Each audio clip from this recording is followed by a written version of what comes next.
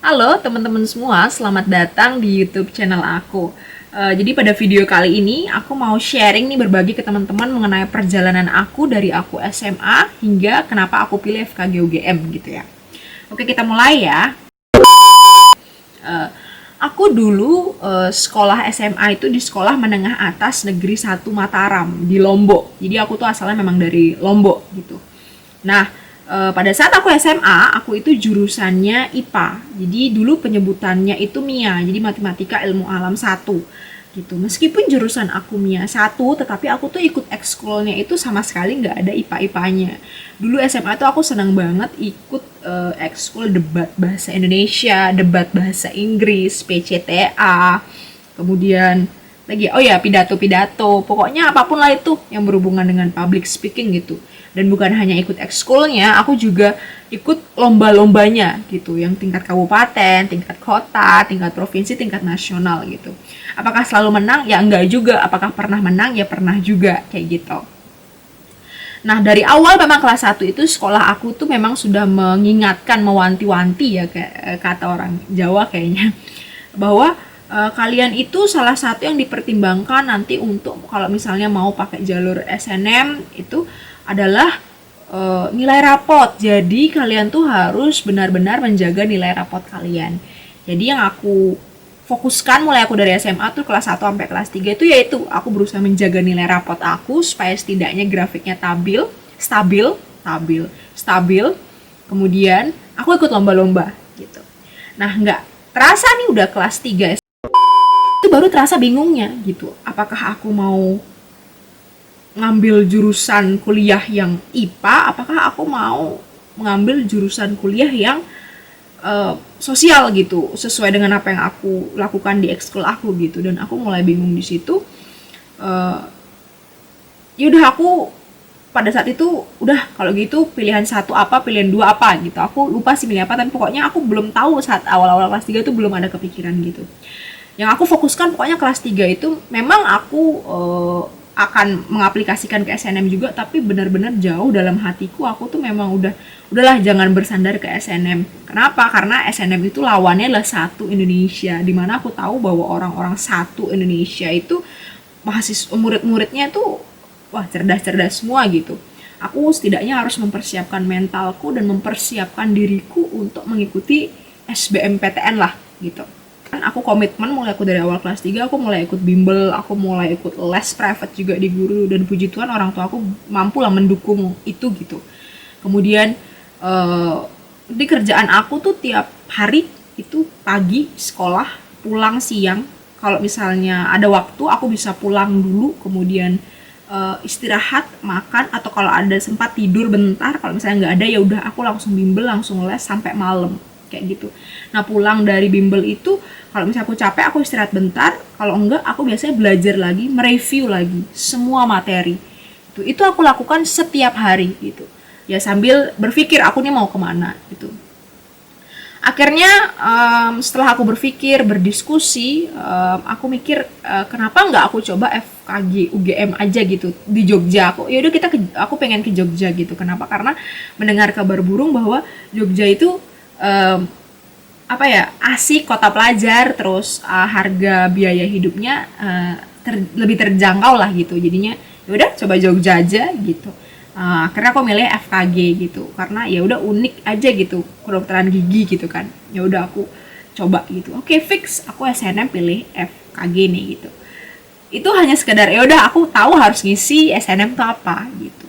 Dalam proses kelas 3 juga aku bukan hanya itu yang aku usahakan, aku juga ikut tes-tes universitas yang swasta. Kalau universitas swasta kayaknya nggak pakai SNM kan ya, jadi pakai tes-tes gitu.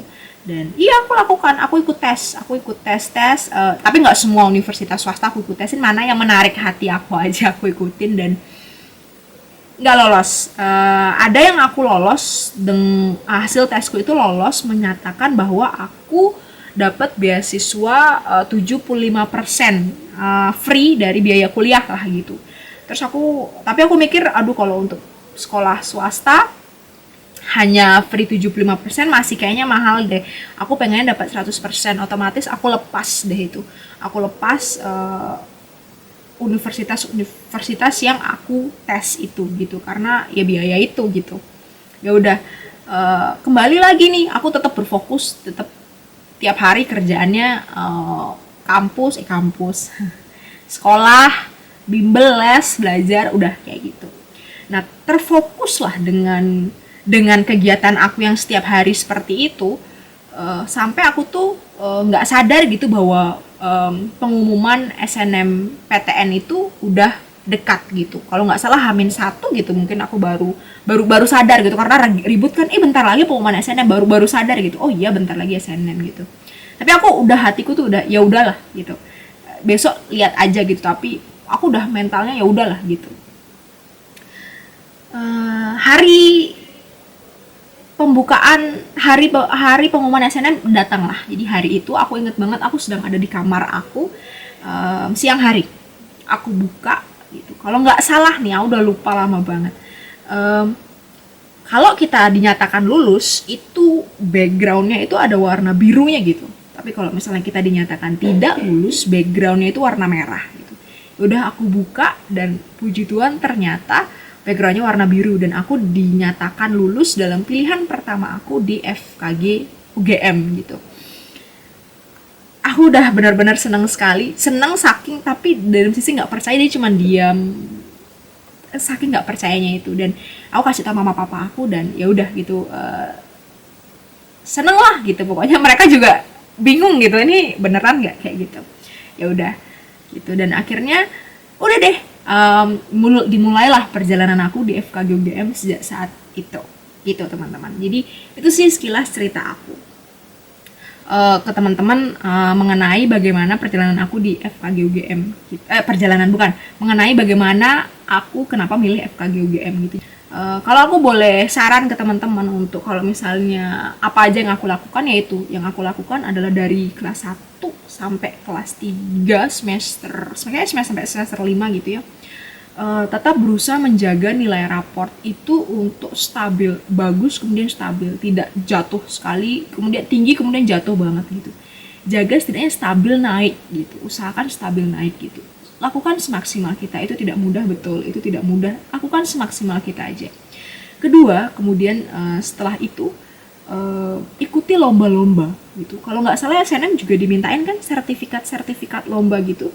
Itu aku masukin loh. Padahal sertifikatku tuh memang sertifikat aku lomba-lomba yang kayak gitu, debat-debat gitu, tapi menurut aku tuh adalah sebuah prestasi gitu. Jadi pada saat diminta memasukkan sertifikat prestasi, ya udah aku masukin semuanya, dan aku prioritaskan di mana perlombaan-perlombaan yang tingkatnya tinggi. Jadi bisa tingkat nasional. Kok teman-teman punya bahkan yang tingkat internasional, ya masukkan aja, menurut aku ya itu tuh keren gitu. Aku lakukan itu, jadi aku masukkan yang sertifikat yang tingkatnya tinggi dan sertifikat yang aku juara gitu.